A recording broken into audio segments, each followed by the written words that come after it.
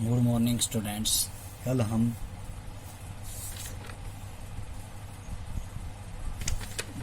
TIR पढ़ रहे थे, उसकी एप्लीकेशंस टोटल इंटरनल रिफ्लेक्शन। तो टोटल इंटरनल रिफ्लेक्शन की चौथी एप्लीकेशंस यूज हैं वो हमने कल बता दिए थे। उसके बाद है totally reflecting glass prism. Totally reflecting glass prism are right angle isolation prisms which turns the light through 90 degree or 180 degree. They are based on TIR. Total reflecting glass prism भी TIR के ऊपर depend होते हैं। उनके अंदर जो ray of light है वो रिफ्लेक्ट होती है 90 डिग्री एंगल के ऊपर और 180 डिग्री एंगल के ऊपर, ठीक है।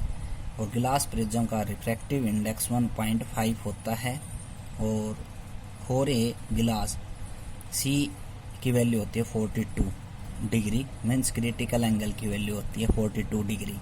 A totally reflecting prism angle of incident is made 45 degree greater than C। तो TIR उसमें कब टेक प्लेस होता है, जैसे कि रे ऑफ लाइट परपेंडिकुलर आती है या 180 डिग्री के ऊपर आती है तो इंसिडेंट एंगल ग्रेटर देन रहता है क्रिटिकल एंगल के, ठीक है।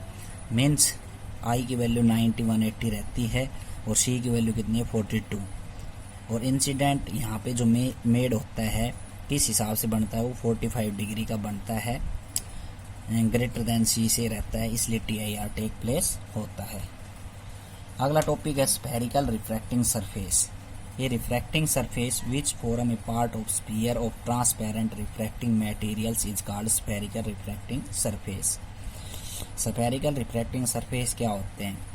एक रिफ्रैक्टिंग सरफेस होता है जो एक स्फीयर का पूरा पार्ट होता है और वो ट्रांसपेरेंट होता है रिफ्रैक्टिंग मटेरियल्स, उसको हम स्फेरिकल रिफ्रैक्टिंग सरफेस कहते हैं। ये दो प्रकार के होते हैं, कॉन्वेक्स स्फेरिकल रिफ्रैक्टिंग सरफेस, एक होता है concave spherical refracting surface. Convex क्या होता है? The surface convex refracting surface towards rare medium. Refracting parts उसका रेयर मीडियम की तरफ रहता है, उसको कॉन्वेक्स कहते हैं। और the surface of concave refracting surface towards denser medium, जो डेंसर मीडियम की तरह रिफ्रैक्टिंग सरफेस होता है उसको हम कहते हैं कॉनकेव स्फेरिकल रिफ्रैक्टिंग सरफेसेस। जैसे कि ये है रेयर मीडियम और ये होता है डेंसर मीडियम, इसका refracting surface towards rare medium की तरफ रहता है, ये वाला हिस्सा उसको हम कहते हैं कॉन्वेक्स। और ये वाला जो हिस्सा होता है रिफ्रैक्टिंग सरफेस डेंसर मीडियम की तरफ रहता है उसको हम क्या कहते हैं कॉनकेव स्फेरिकल रिफ्रैक्टिंग सरफेस, ठीक। μ1 रिफ्रैक्टिव इंडेक्स रेयर मीडियम के अंदर है, μ2 रिफ्रैक्टिव सरफेस डेंसर मीडियम के अंदर है। इसका सेंटर C है और इसका सेंटर CA है। इसके कुछ बेसिक पार्ट हैं, जैसे कि पोल। ये पोल होता है, इसकी डेफिनेशन क्या है? The mid point of refracting concave या convex surface is called pole. ये जो बीच का हिस्सा होता है उसको हम पोल कहते हैं, मिड पॉइंट को। Centre of curvature, it is a point which form A part of refracting sphere. ये पूरा एक स्फीयर और स्फीयर का एक हिस्सा क्या बनाता है? आधा हिस्सा, बीच में से सेंटर की रिफ्रैक्टिंग सरफेस एक पार्ट बनाता है, उसको हम क्या कहते हैं? सेंटर ऑफ कर्वेचर कहते हैं। ऐसे ही इसकी कुछ डेफिनेशंस हैं बेसिकली। प्रिंसिपल एक्सिस क्या होती है? The imaginary line passing through the pole and the centre of the curvature. Pole और सेंटर ऑफ कर्वेचर में से काल्पनिक रेखा गुजरती है, उसको प्रिंसिपल एक्सिस कहते हैं, बीच वाली line. Sign convention, spherical refracting surface पढ़ने से पहले उनके कुछ साइन कन्वेंशन हैं वो हम यूज करेंगे। All the distance are measure from the pole, सभी डिस्टेंस पोल से मेजर किए जाएंगे। All the distance in the direction of incident rays is taken as positive and vice versa. Ray की direction के अंदर हम चलेंगे, मीन्स पोल से राइट साइड की तरफ चलेंगे, लेफ्ट से राइट की तरफ, तो हमेशा आपको पॉजिटिव लेना है। और distance taken above the principal axis, और प्रिंसिपल एक्सिस के ऊपर का हिस्सा पॉजिटिव लेना है और नीचे की जो भी ऑब्जेक्ट है इमेज डिस्टेंस है वो नेगेटिव लेनी है। अजूमशंस क्या क्या, गणित को पढ़ने से पहले क्या क्या अजूमशंस होनी चाहिए? The object is always point size, object की साइज हमेशा पॉइंट साइज होनी चाहिए। And lies on principal axis, और प्रिंसिपल एक्सिस के ऊपर लाई करना चाहिए। Aperture of refracting surface should be small. Refracting surface होता है उसकी जो अपर्चर रहती है, ये वाली अपर्चर, ये डायमीटर होता है, इफेक्टिव डायमीटर उसको बोलते हैं अपर्चर। ये इमेजिनरी लाइन होती है, ठीक है, प्रिंसिपल एक्सिस। और इस तरफ हम चलेंगे लेफ्ट से राइट, तो हमेशा आपको क्या लेना है, पॉजिटिव यू और वी की वैल्यू, और ऊपर क्या लेनी है, पॉजिटिव, और नीचे क्या लेनी है, नेगेटिव। ये साइन कन्वेंशन है। अर्जुनसन्स में अपर्चर स्मॉल होनी चाहिए। The angle made by incident ray and refractive रे शुड बी स्मॉल। एंगल जो होते हैं वो एकदम स्मॉल होने चाहिए। मीन्स साइन आई और साइन आर की वैल्यू, साइन आई की नियरली इक्वल टू आई ले सकते हैं, आर की नियरली इक्वल टू आर ले सकते हैं। तो पहला टॉपिक पढ़ते हैं, refraction through rare to denser medium. Refraction के केस पढ़ेंगे पहले हम। रेयर से डेंसर मीडियम की तरफ हम रे ऑफ लाइट लेके जाएंगे। तो पहला केस है at the convex spherical refracting surface. Convex spherical refracting surface का केस लेंगे और रे ऑफ लाइट लेके जाएंगे रेयर से डेंसर। तो image form by convex spherical refracting surface is real और वर्चुअल। कॉन्वेक्स जो इमेज बनाता है वो रियल और वर्चुअल बनाता है। तो पहला केस रियल का केस लेंगे। तो let us consider a convex spherical surface. A convex spherical surface मान लिया in which object lie on the principal axis. Object कहाँ पे लाई कर रहा है, प्रिंसिपल एक्सिस के ऊपर लाई कर रहा है। ये ओ ऑब्जेक्ट है प्रिंसिपल के ऊपर, ये कॉन्वेक्स स्फेरिकल सरफेस है। रे ऑफ लाइट ओ से हमने चलना स्टार्ट किया और इस सरफेस से रिफ्रैक्टिंग सरफेस से टकराई, और टकराने के बाद इमेज बना रही आई इमेज। और ये जो एंगल ऑब्जेक्ट के द्वारा जो प्रिंसिपल एक्सिस के बीच में अल्फा एंगल है, और इमेज के द्वारा और प्रिंसिपल एक्सिस के बीच में हमेशा आपको बीटा एंगल लेना है, ठीक। और यहाँ पे हमने नॉर्मल ड्रा कर रखा है पी। तो ये पी जो है पोल, ये सारे डिस्टेंस हम पोल से मेजर करेंगे। पोल है यहाँ सरफेस के बीच का पार्ट, और परपेंडिकुलर ड्रा कर रखा है वो क्या है, एम है। और ये एंगल जो है हम नॉर्मल ड्रा कर रहे हैं, तो नॉर्मल के साथ और प्रिंसिपल एक्सिस के साथ जो गामा एंगल बना रही है, ठीक है, क्या बना रही है, गामा। तो ये नॉर्मल ड्रा करते हैं, तो ये इंसिडेंट एंगल हो गया, और ये बड़ा कौन सा हो गया, रिफ्रैक्शन एंगल हो गया। तो ये सारी हैं। तो सबसे पहले हमें करना क्या है, सबसे पहले हम परपेंडिकुलर ड्रा कर लिया ए एम। तो ए ऊपर है, O A M perpendicular to principal axis. Principal axis perpendicular draw कर रहे हैं, तो angle A O M alpha के बराबर है, ठीक है। ए ओ और एम ये है अल्फा, ए ओ एम अल्फा। ऐसे ही ए सी एम, ए और सी और एम क्या है, गामा, और ए आई एम क्या है, बीटा। तो डायग्राम में आप देख सकते हो तीनों एंगल्स हैं, ठीक।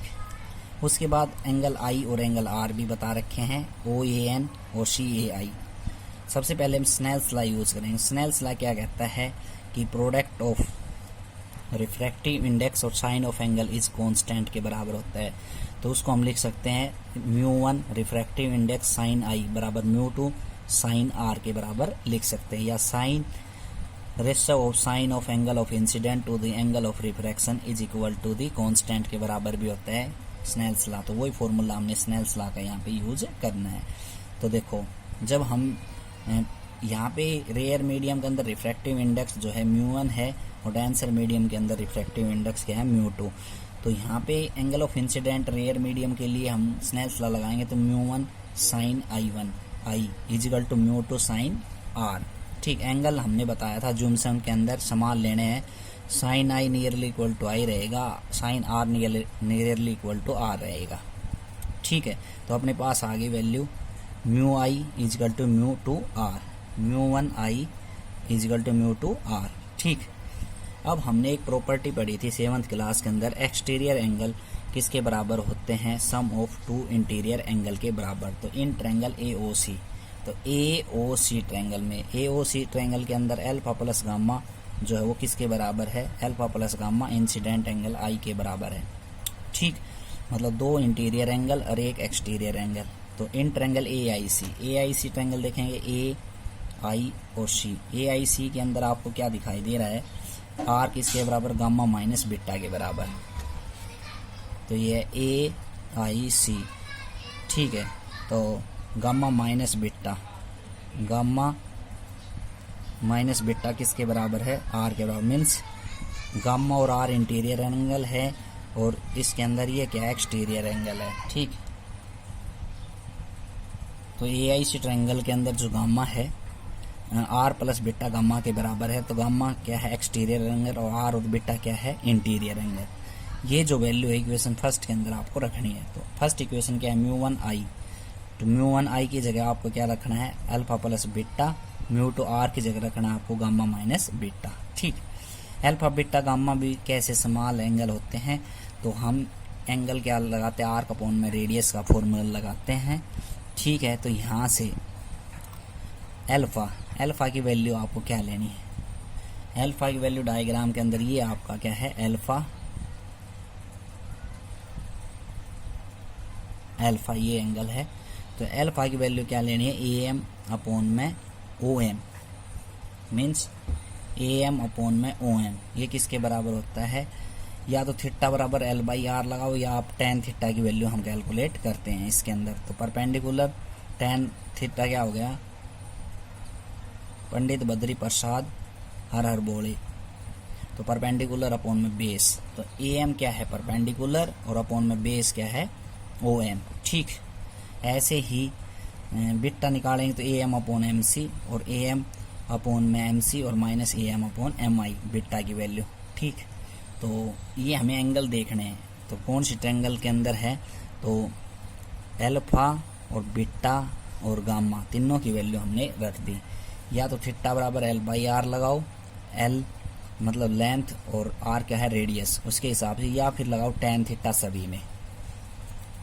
ठीक, अल्फा बीटा गामा के अंदर अल्फा एंगल किसके बराबर है, tan एंगल आपको लेना है, ऐसे बीटा किसके बराबर है, tan में। अब ये कह रहा है कि जो सभी डिस्टेंस पोल से मेजर किए जाएंगे, तो अपर्चर के पास ही M है और पोल भी नज़दीक है, तो जो डिस्टेंस हम M से मेजर कर रहे थे वो P से डिनोट करेंगे, तो M की जगह आपको P लेना है। तो यहाँ से P देखो, AM तो थ्रू आउट कॉमन आ गया, कैंसिल हो जाएगा, तो μ1 1/MO प्लस 1/MC किसके बराबर है, μ2 1/MC minus 1/MI। Aperture should भी स्मॉल है, तो हमने बता दिया MO किसके बराबर है, PO के बराबर, और PO हम देख रहे हैं PO जो है वो किसके बराबर है, माइनस U के बराबर PO। देखो यहाँ से पोल और M आपस में नज़दीक हैं, तो PO क्या है, ऑब्जेक्ट डिस्टेंस है यहाँ से PO, और इमेज डिस्टेंस कितना है, PI है इमेज डिस्टेंस। तो पोल से सभी डिस्टेंस मेजर करेंगे, तो P से करेंगे तो इधर जाएंगे तो माइनस का साइन आएगा, अब इधर जाएंगे तो प्लस का साइन आएगा, तो ऑब्जेक्ट कितना आ गया, माइनस U। ऐसे ही इमेज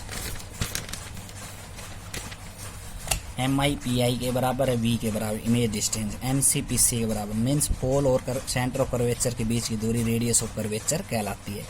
फिर ये वैल्यू हम जो वैल्यू थी U1 upon 1/PO 1/PC 1/PC minus PI, इसमें ये वैल्यू रख देंगे, PO की जगह U, PC की जगह R और 1/R माइनस 1/B।